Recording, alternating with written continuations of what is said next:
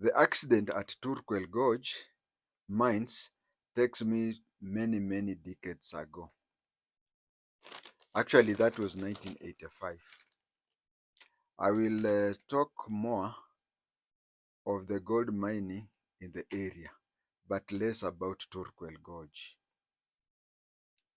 As I was preparing this recording, I googled the meaning of the word Turquel, and whatever is in the Google is wrong. Well, they have already, yes, they have explained the meaning of Turquel, which I'll say, but the spelling, they have done it wrongly. There was initial tension about Turquel Gorge, uh, whether it was to be whether Turquel Gorge is in West Pokot or in Turkana. That was one of the arguments. The other argument was whether it should be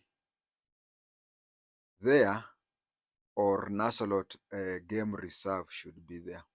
Actually, people from the Ministry of Wildlife felt that the human activities from the main Lodwar Road, the main activities, and also the explosion, the mining and whatever at Turquel Gorge would really affect the wildlife in Nasolot Game Reserve. But then the Ministry of Regional Development, through the KVDA, insisted that Turquel Gorge has to be there. There was a question because the gorge, Turkanas call it Turquel, not Tirkol. In the Google they have written Tirkol. Reminds me of Simeon Mfumu Kibangu. I usually say, and I'm very sure I'm right, that when Simeon Mfumu Kibangu and Google disagree on issues to do with Lingala and Rumba, then kindly listen to Simeon Mfumu Kibangu. Now, when it comes to this issue of Turquel, when I don't agree with Google, kindly listen to me. According to Google, the place is called Tirkol.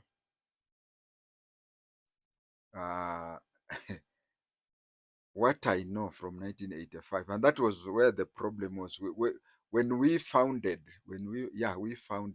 I see there is a lake there. There is even crocodiles. I don't know. I don't know who brought in these crocodiles, because that was a desert. That was a desert, and and when they did the damming of the gorge, that is when the Turquel dam came. It is an artificial dam, just like the dam between Zimbabwe and Zambia. There was an argument as to whether the place should be called Turquel, which is a Turkana word. Yes, Google is right. Turquel means water between a valley, or water between a gorge, or water between a ravine. In Kiturkana, that is Turquel.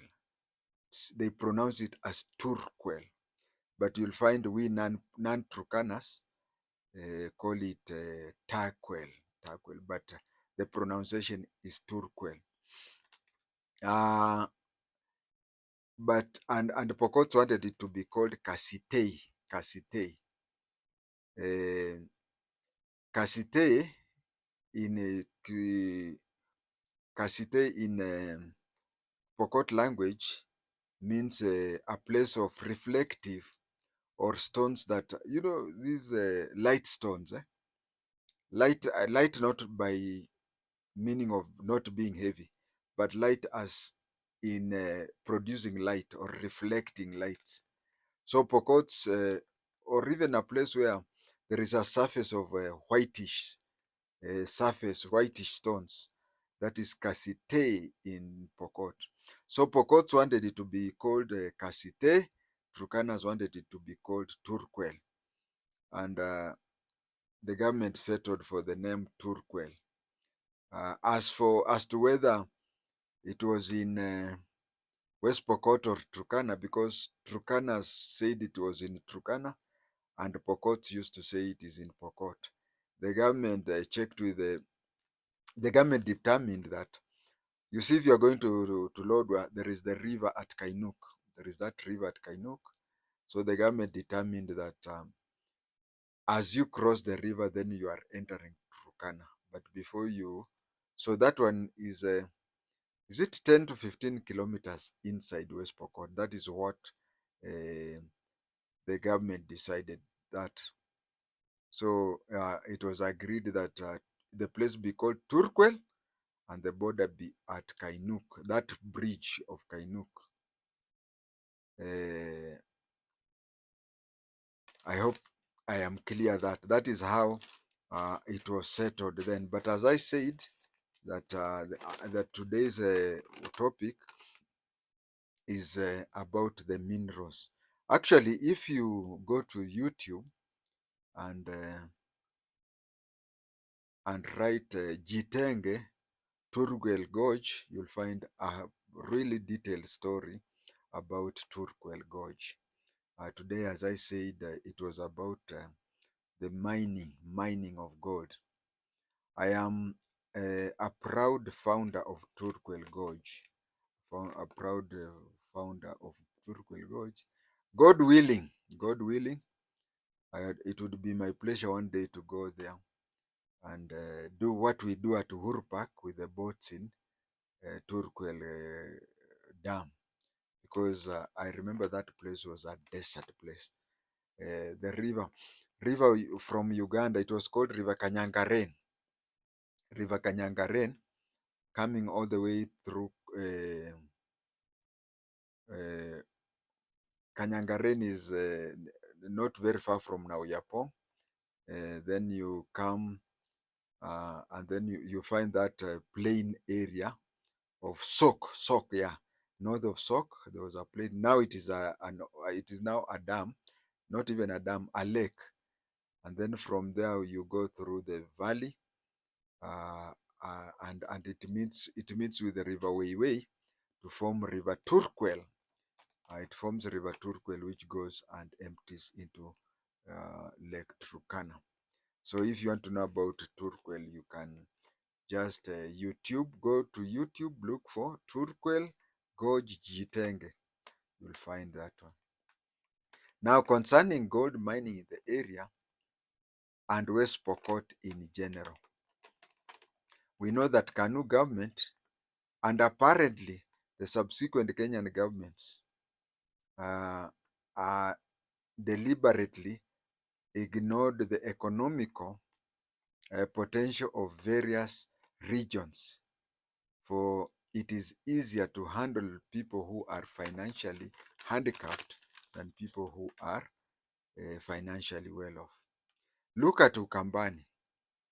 The place is called Mua or something. I've never been there, but there's a place called Mua where there is a lot of coal mine.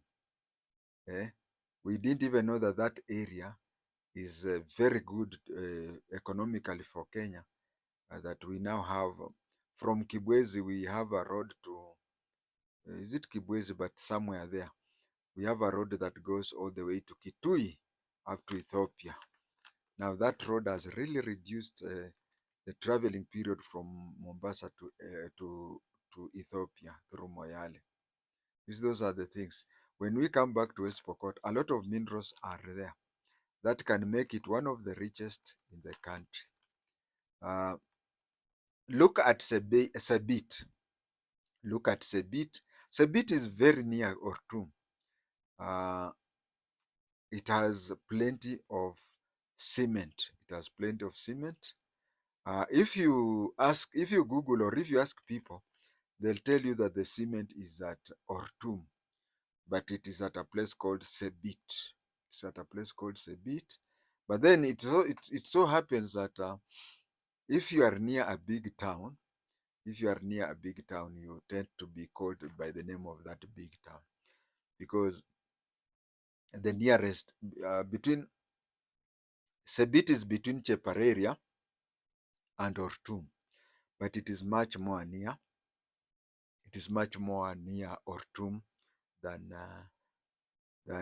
Chepareria. Uh, Previously, they used to take the ore and then take it to Uganda. Used to take it to Uganda. So you can see Uganda was benefiting from our cement. Now with the plan with DEFKI, uh, West Pokot is producing a lot of cement, second only to Earth River.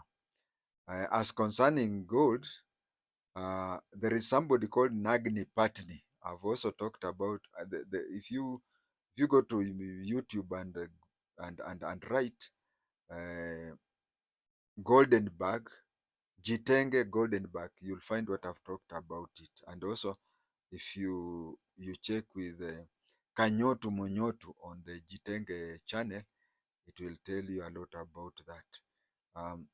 We are talking about gold. Nagni Patni, he sells jewelries for a very long time along River Road, not very far from Fire Brigade. He whenever people would want to would sell him gold, he would ask them questions, and he formed an opinion that Kenya can be a major producer of gold.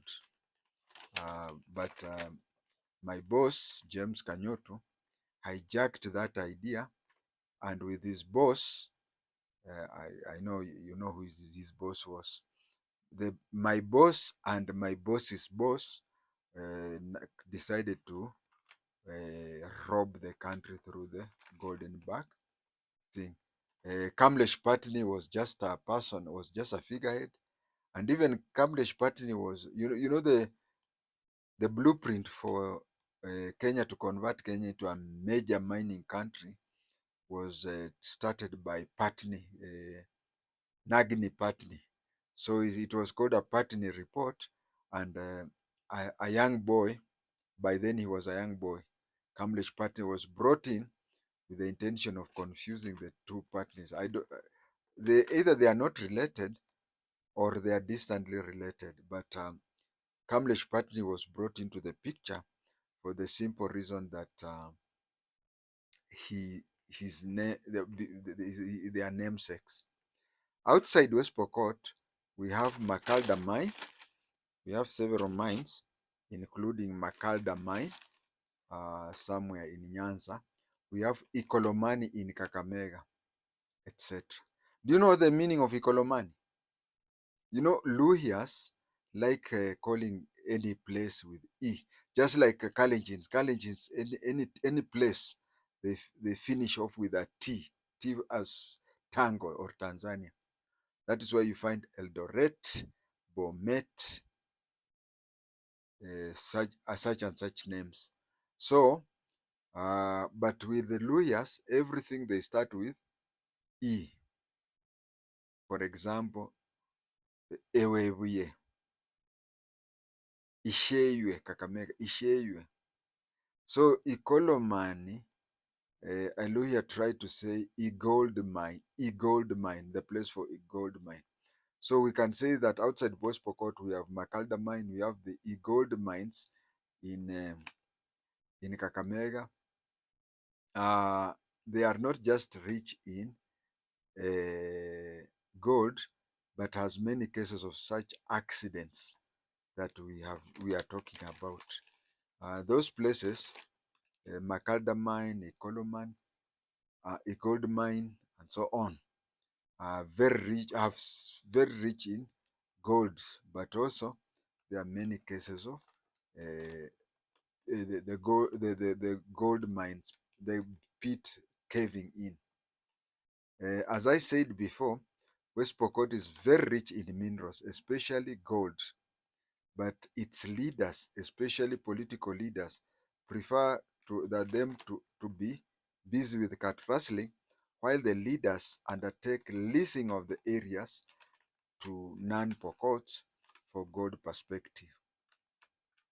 During my time there, that was in the 80s, we had a cooperative group which was called Lalua Marich Gold Perspective Cooperative. I don't know whether it is still there.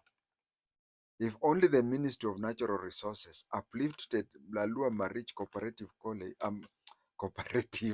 sorry, and made it productive, or even any other cooperative. Maybe Lalua Marich is no longer there, and they have others, and whatever, whichever is there. And if it is not there, let them start it there.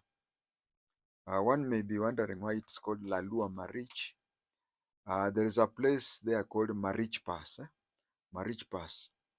A pass, like any other place, a mountainous place, there is a low-lying place where people pass in between. It's usually called pass, isn't it?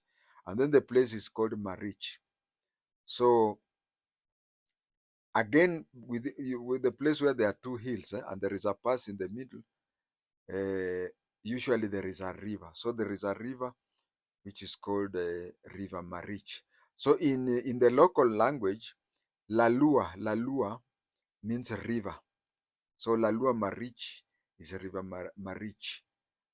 So they said that Lalua Marich, just like we have River Yala, which passes near a town in Game that is called Yala. So the river Yala is named after the town Yala is named after River Yala, just like River Marich or Lalua Marich is named after Marich Pass. During my time there, around 1986, the penning of the alluvial was done by mere eyesight. What they used to do is that they used to buy new, very brand new karaes. What is called karae in English? I don't know. Is it anyway, karae? Those who don't come from Kenya, sorry.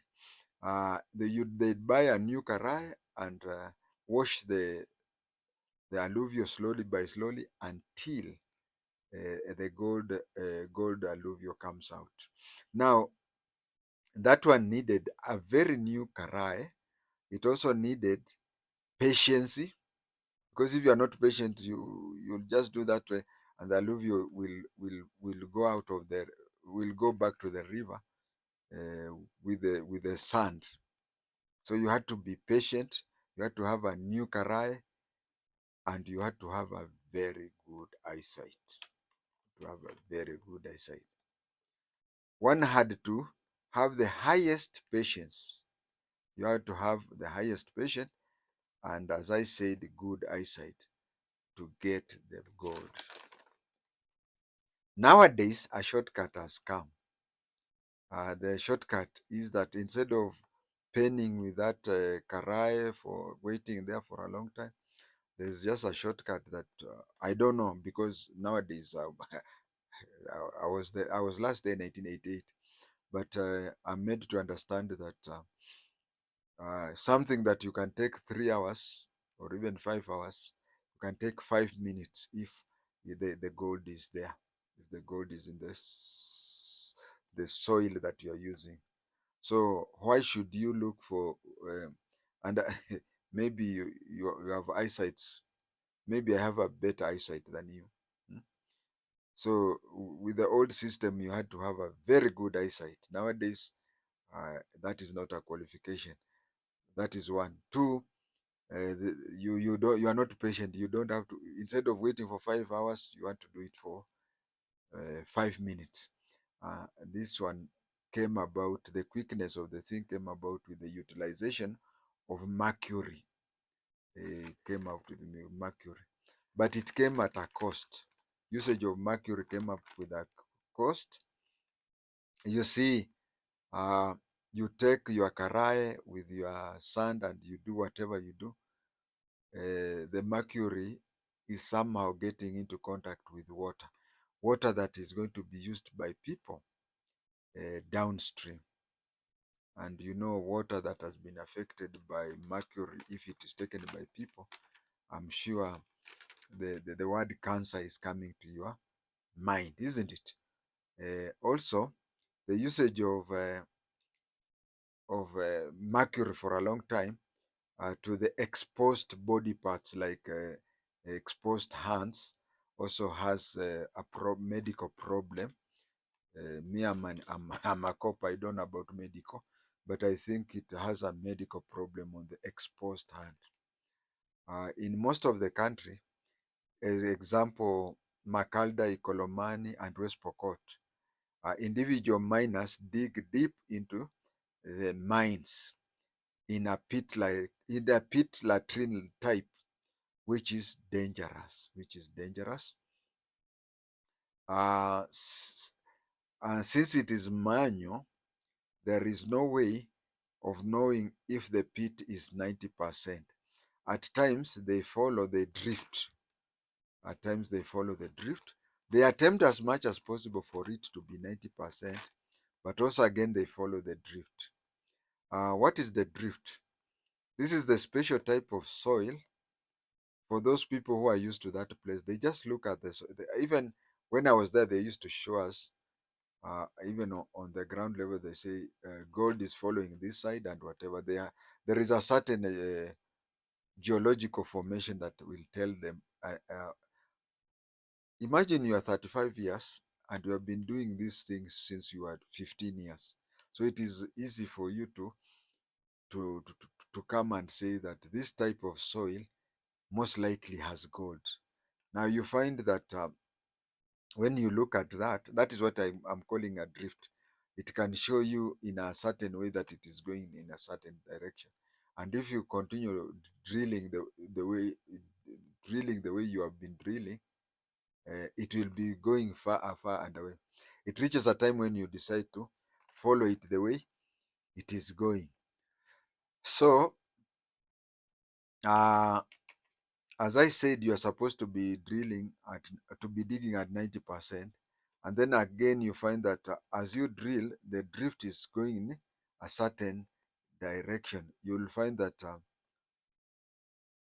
hypotenuse, hiyo kitu ya triangle, you are calling it hypotenuse. Yeah, you'll find that instead of going down 90 degrees, you'll be going an hypotenuse with the deadly consequences. Um, when you dig 90 degrees downwards, chances of it curving in are very hard.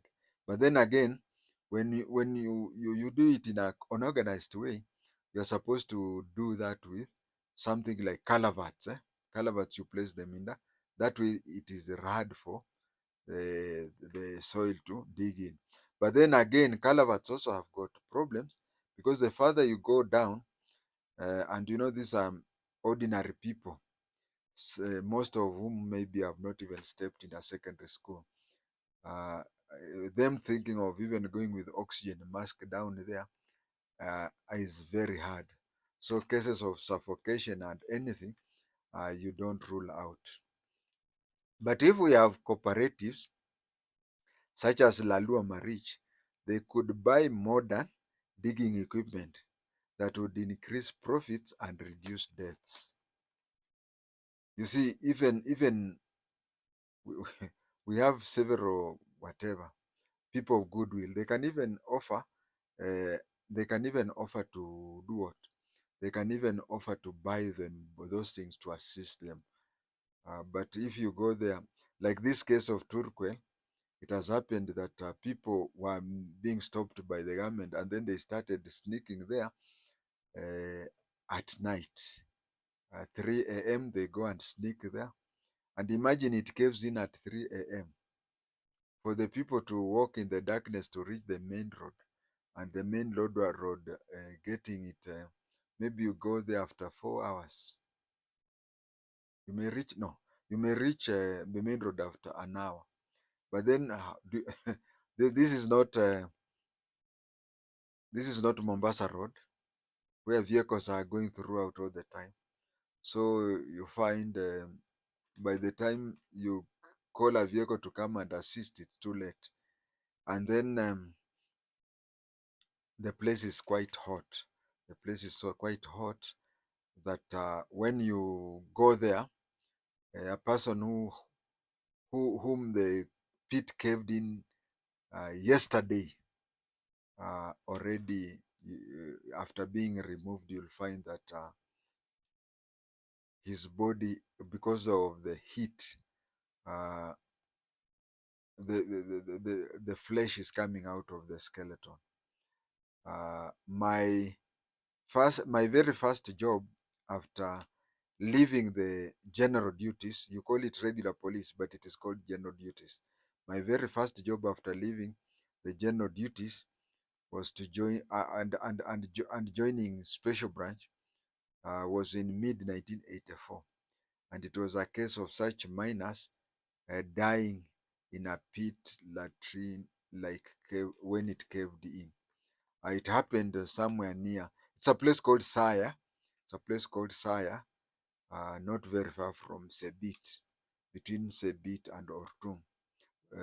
Let's say it's like from Kenya Science, from Ortum, it's just like from Kenya Science to Ilri, from Kenya Science to Ilri, that distance. Um, we reached there. Uh, is it 18 hours after the thing has happened? And already there were so many flies there, and because they were underground and in a place that was very hot, the flesh was already peeling off from the body. It was also my first post-mortem case that I ever witnessed, since it was carried out at the scene of the accident or the incidents. How many years is that from today? That was September 1984. Now, why am I saying that it was in September 1984? I'm saying so because 84, you add 14 years, that is 37 years ago. Now, I want to ask my viewer, 37 years ago, how many people have been dying? And when I even say it is 37 years now, it is not that it has stopped.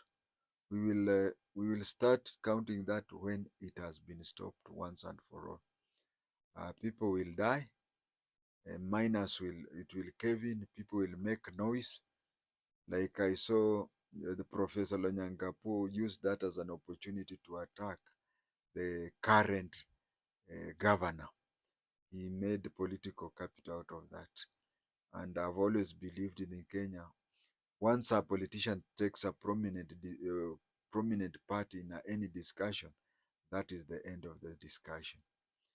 Ladies and gentlemen, that is all for today. Thank you.